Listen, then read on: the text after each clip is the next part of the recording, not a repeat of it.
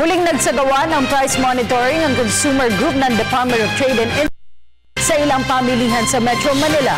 Ang detalye sa ulat ni George Bandola. Magmumulta na ng hindi bababa sa 500 piso mga negosyanteng hindi magbibigay ng tamang sukli. Pag naging batas ang Exchange Act ng Kongreso, bawal na ang pagsusukli ng candy at iba pa. It's passed in Congress, so we wait for our Senate.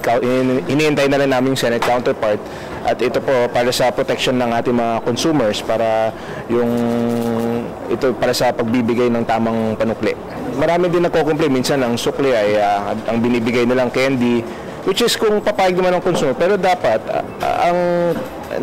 i-require naman natin yung mga responsibilidad ng mga establishment na magbigay ng tamang panukli.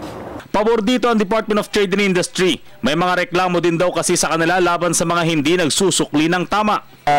Consumer Act, we just want to make sure na yung presyo ng mga basic items ay tama. Kasi under the consumer, kailangan i-maintain nila yung mababang presyo para hindi masyadong mataas yung presyo ng ating mga bilihin. Yung mga basic commodities, yung mga daily na pangangailangan ng ating mga kababayan.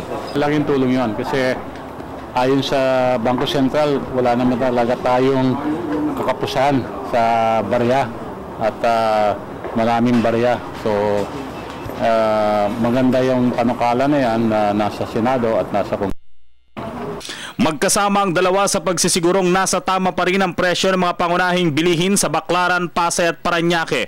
Pero ang presyo ng tinapay, hindi pa rin daw nagbababa ang mga flour millers, kaya hindi makapagbaba ng presyo ang mga panadero. Malakas po ang ating panawagan na mag-adjust sila ng presyo pababa. Pareho po harina at saka tinapay.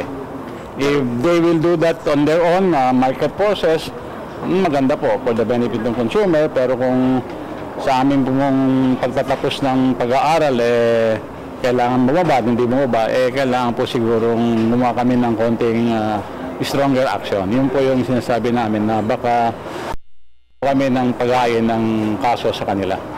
Bukod sa exchange bill, pag-uusapan din ng Kongreso sa pagbabalik nito ang ilang amendments ng Consumer Act. Kasama na dito ang proteksyon sa mga online buyers o online shopping.